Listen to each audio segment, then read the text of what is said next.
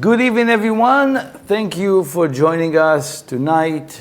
Very special week, the week between what we call Rosh Hashanah, the head of the year, which we already established and explained and connected. And whatever we did until then, great. Whatever you didn't, hopefully we can do that in the next few days. Again, starting from Saturday night, last Saturday night, Sunday, and so forth. Each one of those days building up what we call the 10 days between Rosh Hashanah, which is 2 days, 7 days of the week, and then 1 day of Yom Kippur, which is the completion of what the Kabbalists call it, Usmolo tachat leroshi, which means an indication that the left hand is under the head. What does it mean? That right now you're creating a huge, what we call in Kabbalah, desire is a vessel, a huge vessel that can accumulate or can handle and can obtain light more than just a second, more than just an instant gratification light. So we want the light that we want to manifest this year is way greater than what we can imagine. But for that, we need to do this work. And obviously we had that Shabbat that we call Shabbat Shuvah. It's part of those days and so forth. We know that in Yom Kippurim, which is the final stage, what we call the elevated state of Bina consciousness, which is, for those of us who don't know, it's your storage of light, your storage of energy, your Mother Nature. It's instilled, it's installed, it's ingrained, engraved of every part of you. The Bina energy, which what we call Bina, we call the supernal mother, the Mother Earth, as people call it, that it's within you. There is a soil that keep producing, that keep giving more and more. And that's what you want to tap into Yom Kippur. A lot of us need to understand what the consciousness that is coming this week. Obviously, as for those of you who don't know, every day of this week, let's say today it's Sunday and Monday, it corresponds to all the Sundays and all the Mondays throughout the year. So this is technically the 7 days that in between are the seed, are the roots, shoresh, the roots of all the other days of the year, 365 days of Monday or Tuesday or whatever, it is right now in those days. So what do we need to expect? What we want to see, what we want to think about is continuously working on where else I can see, I can acknowledge, I can really recognize that my desire is so weak in that area. In relationship, something doesn't work, you run away. At work or with clients, something, I'm cut off, or we're starting something and we get weaker and weaker as it goes, as opposed to stronger and stronger, right? That's the natural light experience. In this physical world, as you keep going, you get tired and you get slower, as opposed to as you keep going, you get more motivated, you get more excited. And again, that's an indication of where the person's consciousness is. So obviously, this is what we call building days. The building of what we call your vessel, your indication of how long, how prolonged I can live, I can be alive, I can sustain light, revelation, connection in this year. One thing that we spoke in Rosh Hashanah and very important to awaken that is if you look at the past year, again, it's gone, right? But in the same time, we learn what is what we call What is insanity? What is the definition of insanity? It's doing the same thing over and over, expecting different results, right? That's how they define it as an insane person, right? Which is, a lot of us doing the same thing over and over, and don't even think that it's going to, or even thinking, just the worse, that it will be better and better. It's not. The same thing, if all those years that you lived by, this year will be a little bit more than what I've done last year. Is that the type of year you think you need? Is that what you need for this year? How do you know what your soul, what your body, what your life, what your family need for this week? For this year. And it's dependent on those days. So if you're going to show up the same way as last year, technically not that it's bad. Nothing wrong. You're healthy, you're safe and everything. But we're not going to finish the job. We're not going to bring revelation. We're going to see another war, another destruction, you know. It's no question. If you continue the same way, we all continue the same way. I don't want to be the same way. I want to be more elevated. I want to be more awakened into everything. This is my desire and everything. What do I need to be awakened, you know? Many tests comes to you in those days. So really, it's not finished until Yom Kippur, which is the final, what we call Khatima, signature. Now, we scribe.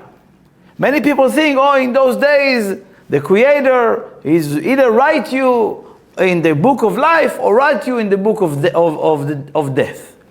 Obviously, there's no Creator like that wants to, you know, I don't know, cause death to the world. There's no Creator like that. But that's an option that you are choosing, each one of us are choosing, and we've been giving the opportunity, and that's the difference of what the Kabbalist is sharing with us. If you open the books of Kabbalah, you realize, wait, everybody was wrong. Everybody goes into those days and thinking, oh, maybe if I'm a good person, the Creator will give me more days and more money and more children. No. In these days, you are writing, you are scribing yourself in the tree of life. Or, if you don't, automatically, it's in the book of what we call death. What is death? Death is never the physical death. It's just an appearance of many dying moments. So death is maybe momentarily in everyone's day. But if we are connected and accumulating enough moments of death, or lack of revolution, or lack of revelation, or lack of interest, lack of interest of awakening light, of getting people closer, getting yourself closer, be part of creation. So it's inevitable. There's a path for people who are choosing that. We choose every day to wake up and write ourselves in the tree of life, in the book of life, in the book of immortality. These are the people that we want to have in this world. People who want life, people who admire life. That's the meditation, that's the intention, that's the desire. Who wants to be around people who all day long saying how bad things are, how wrong things are? Where did you see a news with the good news? Maybe in the morning show they give you a little bit happy news, maybe. But all day long people giving you bad news on bad news, and then you go to sleep after you heard the news, the bad news. What type of life is it? We want to live in the reality that this year we're never going to hear bad news. There's never going to be only good news. Only revelation news. This is what we call in Yom Kippur. There is a reading, very specific reading, and there's another section that is important for us to understand what we're doing in Yom Kippur. There's a reading about the Goralot, which is the Goral is destiny, right? Or the Goral is destiny, but definitely I don't know, some people put it in frame of being lucky. Let's see if it's in your Goral, if you're lucky enough, or something like that. People looking at that as like something that have no explanation. You know, when you don't have an answer, I guess that's your destiny. Well, I guess it's destined to be. In Yom Kippur, you decide your destiny. That's the difference between what we learn in Kabbalah and what we learn from religion and what the world is continuously doing. Hopeful, maybe, the truth of doubts. There is no reality of doubts. It's just a fake, an illusion. There's only reality of certainty. You know, there's a process in Yom Kippur that you know, for those of us who doing that connection, there's no other days of the year, right, that we have 5 specific connection, okay? And there's no other day of the year besides one day called Tisha B'Av, but it's different connection, that we have 5 restriction over our body, physical body. Why? Because right in Yom Kippur, based on the work that you've done in Rosh Hashanah, and based on how you show up in those days, so you either unplug from external validation, external fulfillment, and you replug to an internal life, to an internal fulfillment. Not be attached to the chitzonim, to the external. Be only inside of you and shine that light out. Many people think that the eyes are looking at what's there. No, your eyes shining, ma'or enayin, the light of your eyes, shine everything. I want this year that we will be an internal people who don't need something external. That's why what we do is 5 restrictions over our body. You don't drink, you don't eat, you don't, you don't shower, many things like that, 5 of them. That indicating that in this day, we, each one of us, going to receive the food of our soul, right? Through the connection, those 5 special connection that is happening in Yom Kippur. 4 throughout the day, 1 in Friday night because it's following Shabbat. So you have Friday, the first connection, and then throughout the day, the morning till the evening, you have 4 other connection. For those of you who want to be part, of course, you all welcome to register. There's a beautiful connection right here in the city. So, again, what is really happening in Yom Kippur? You need to unplug from the body consciousness, that fulfillment. I don't have food, but I'm going to eat my spiritual food. And why 5? Obviously because there's 5 different dimensions of where our vessel nourishing either light or ego, right? Ego represented by the energy of the opponent, what we call in Kabbalah, the negative side, and all its arsenal. We want to unplug from this reality that is motivated by body consciousness, motivated by physical appearance, motivated by physical numbers and accumulation of how much do I have in the physical world. That's how much you are disconnected in the spiritual world. We know that in the spiritual dimension, less physicality, more light. So therefore, I would love our connection, the 24 hours, 25 hours of Yom Kippur, to replug ourselves to a different source. A source, what we call Binah consciousness. That's what I shared with you before. Is your source of energy that you don't need anyone or anything to approve you, to validate you, to give you energy. It's all inside of you. When you decide to be an internal individual, internal connection, not external connection and approval. In Yom Kippur, there's another section that we do.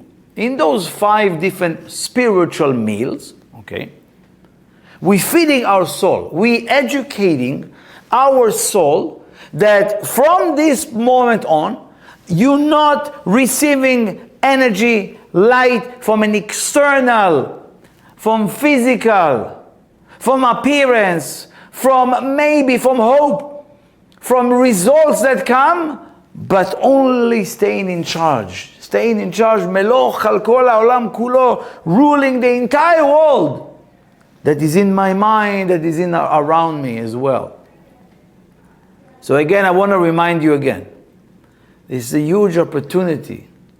You know, we learn about Yom Kippur, Yom Kippurim, right? It's only a day like, it says Yom Kippurim. Purim is in March, right? We're celebrating with customs and reading the Megillah, right? If, for those of you who know, Yom Kippur is like that day. But there's two things.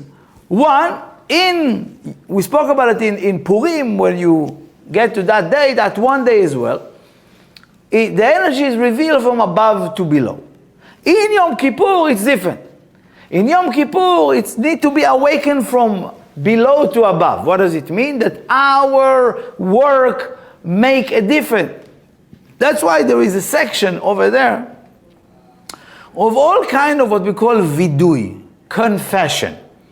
In the religious fashion, right? Or it's fashionable in a way, that you go and you strike your heart and you ask for, please, forgive me, right?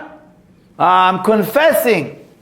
First of all, think about it, my dear. That's why I know that many people who are intelligent, looking at this religious world and religious practice and say, listen, I don't know, why are you doing it? And to be honest with you, before the Kabbalah Center, before I studied Kabbalah, I was the same way.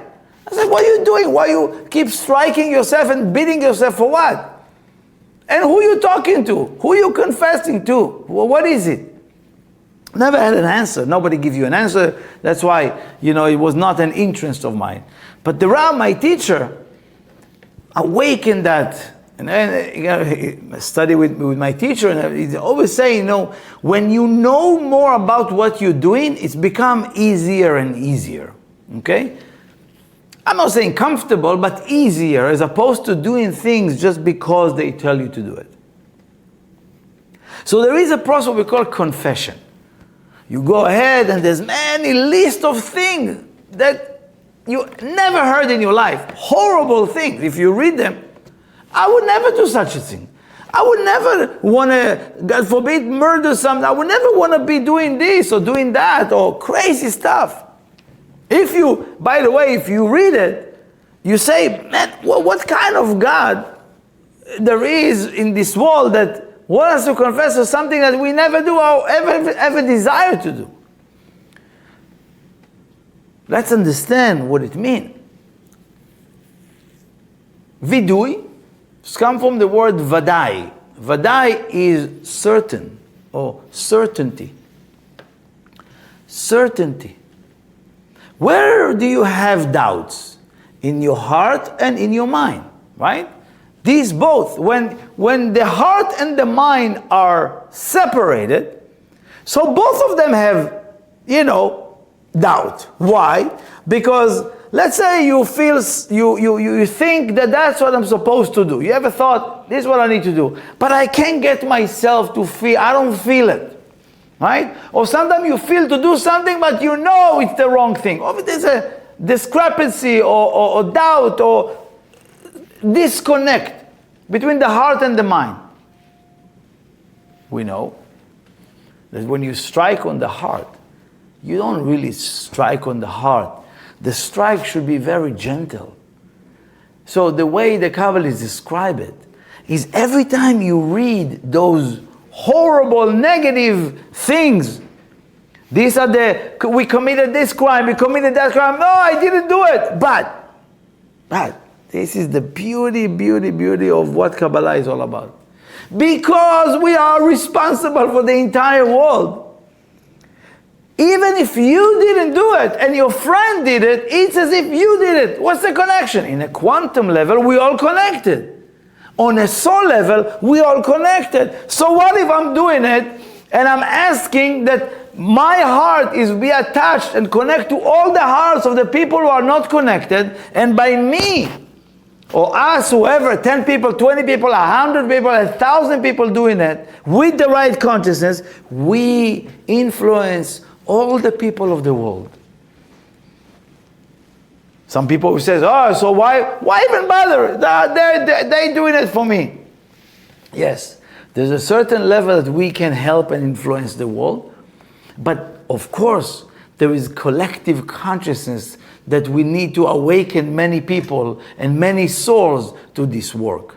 So by us doing it, by us, connecting our heart to our mind, by us creating a unification between what's in my mind, what's in my heart, what's outside, what's inside, words that I'm saying outside, I also feel them inside, all connected, all plugged in, you become a bullet of light. You become a beam of light. So what do we do when we strike in the heart? Of course, you have to make sure that I know that we are all responsible for each other. We are all guarantor for each other. Some people are not awakened for that. Some people are even worse than that, against that. But of course, if you study Kabbalah or if you're listening to these messages, you have responsibility to plug your heart to all the people of the world. And when you make that connection, you make that connection for them.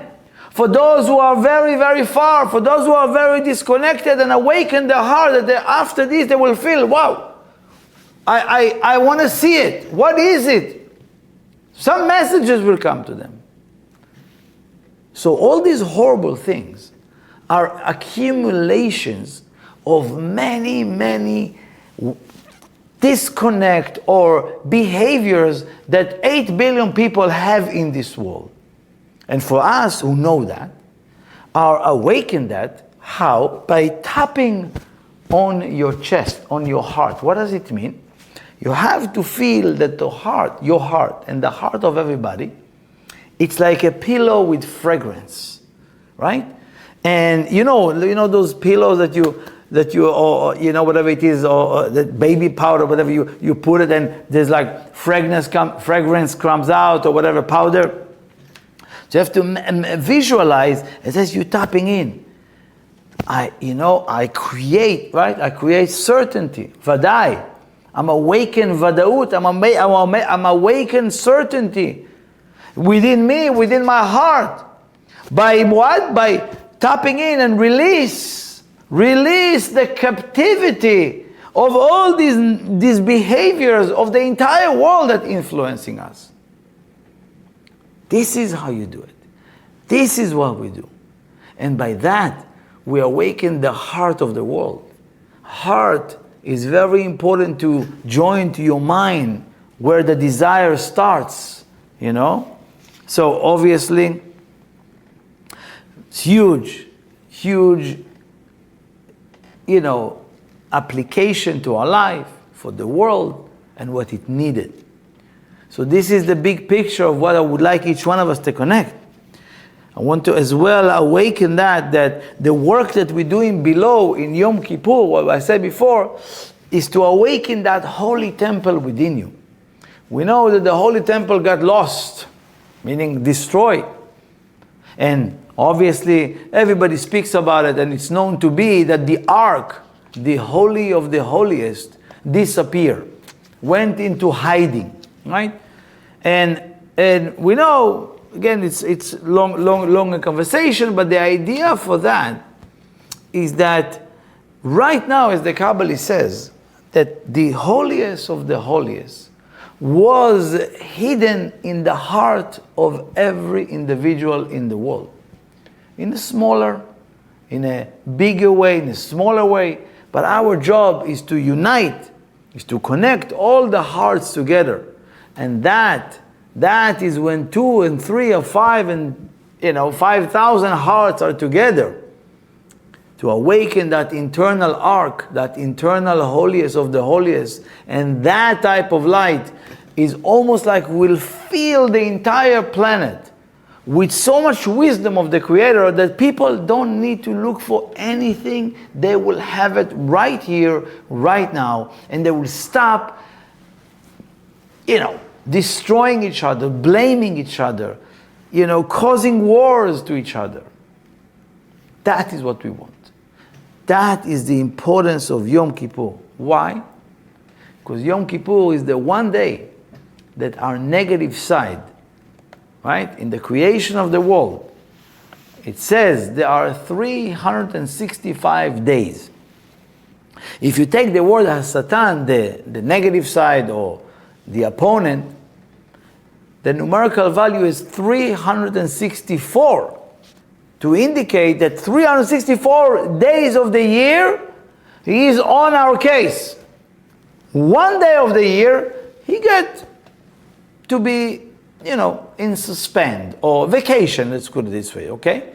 So all of us that are separated from the physical attachment, all the restrictions I spoke about, all of us who are disconnected from the physical 1% body consciousness and plug into those 5 meals that are available in that time, we can literally remove the force of Satan, the force of negativity, the force of our evil inclination from possessed or sitting in a very main roots of who we are.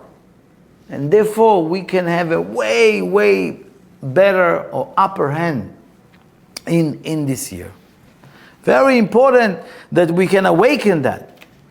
Another thing that's important to do is something what we call Slicha. Slicha is forgiveness. Sorry.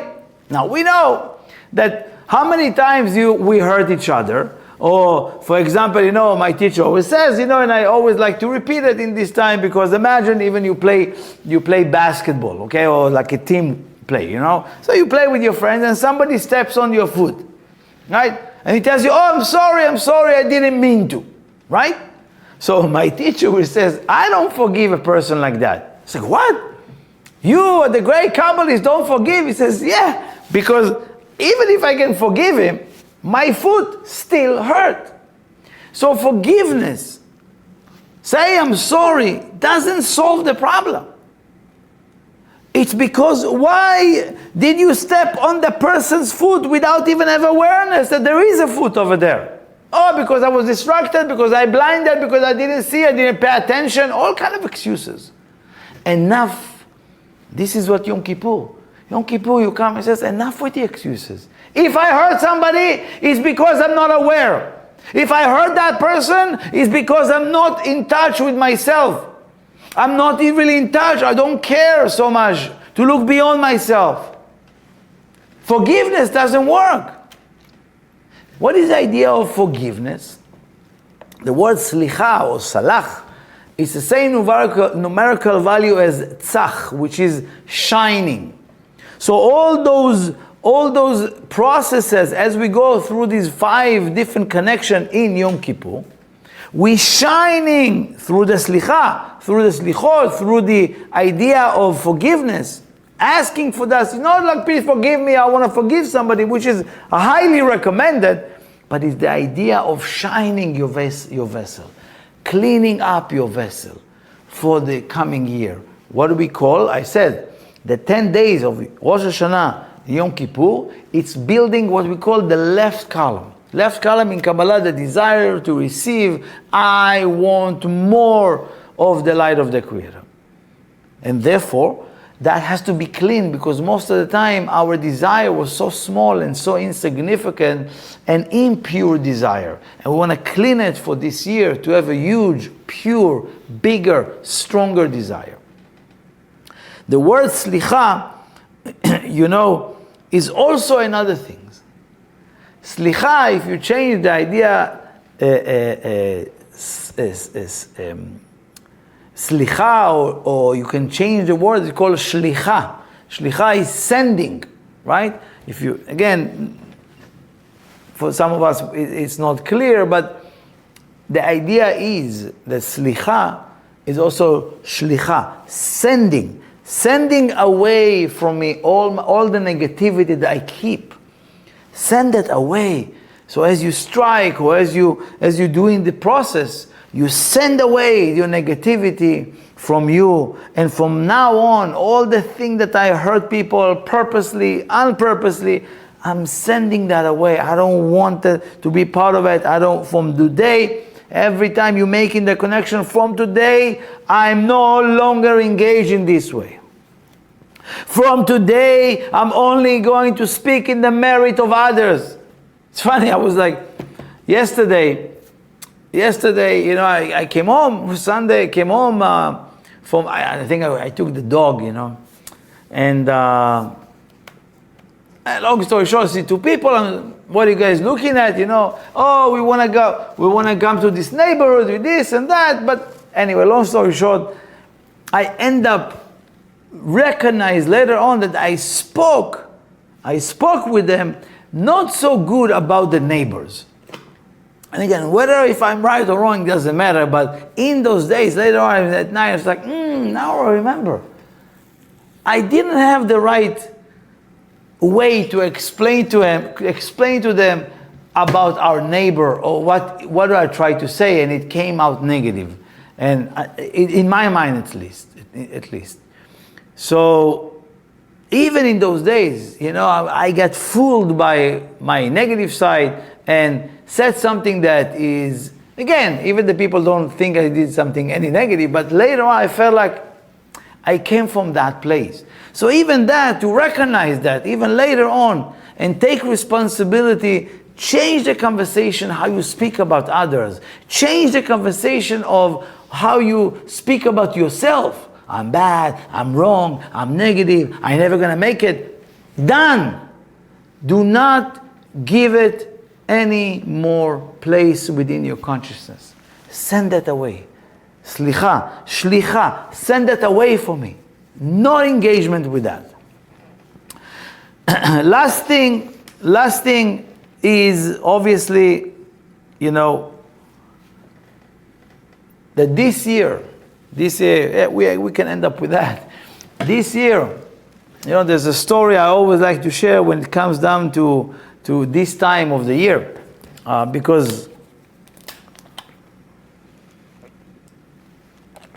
you know, when you sometimes a story is good to give us a little understanding here. So one day there was a friend that owed a lot of money to the king, and the king told him, you know, brought him in, you know, to prison. Says you have 24 hours to pay. So he says, you know what? Let me go. I'm gonna come back with the money. Okay, yeah, let's say you have until 12 noon, next day noon, right? He says, okay, so what do you guarantee? What's your guarantor? How do you know you're gonna come back and not escape? His best friends came and says, I'm guaranteed. If he's not coming back, I will be sacrificed. They will agree, yes. His best friends go to prison. His friends got released. It's been 24 hours. It's 11:50. They prepare his friends to be hanged in the city, you know. And it's like, you know, his friends, okay, see that his friend didn't show up. He says, okay, I already accepted to be sacrificed instead of my friends. No problem. Okay? So, it's 12:55, 12:50. They put about to hang him. All of a sudden, it's about 12 o'clock. Everybody in the streets is gathering to witness that. And then they hear a scream, you know, stop. Obviously, the friend came. So his friend came and says, yeah, listen, I'm back. Okay? But I couldn't get the money. Okay, but thank you for keeping my friends, you know, as a guarantor. But now I'm here, let him go. So his friend says, no, you know what? You should go. You should go with your family. I already accepted it. Don't worry, I'm already here. The rope is on my head. Just go. Don't worry. He says, no. The judgment is with me. I'm going to give me the rope. And they start arguing this, going on the stage, and they argue, you killed me, I want to go, you want to go. And so the king stopped that charade. He says, stop it. You both are released. So everybody, what? He says, yes. Because the judgment, right, was only on one person. And I realized that if I would kill one person, it's as if I killed two people that love each other and willing to sacrifice for each other. And therefore, judgment is cancelled. So, first of all, I wish and desire that we will have friends like that, and we will become friends like that. Second is, when we are connected and we are together and making the effort to be together, not at home, home is great, but making an effort to be part, to be in charge, to be involved, to be engaged with people, even if there is, God forbid, judgment over your life, because you are connected to that holy group or community or a set of friends that wants to change the world, someone with a good consciousness, your judgment has been removed because of that. So again, it's very important that, that's what we awaken here. So this is our responsibility. This is our connection for Yom Kippur. But again, the opportunity that we have, again, with Yom Kippur is unheard of. Simply by connecting and disconnecting from the 1%, from physicality, again, with the right consciousness, you can dictate to this reality in ways that you can never imagine. So let's be, as much as we can, aware of the connection. For those of you who want to connect or interested, please write me or to anybody that is in your circle or Kabbalah. We're making the connection over here in Yom Kippur, Friday and Saturday. Whoever want to register, we have a very affordable ability for anyone who wants to join us. Please let us know. And I want to wish you a beautiful rest of the year. Thanks so much.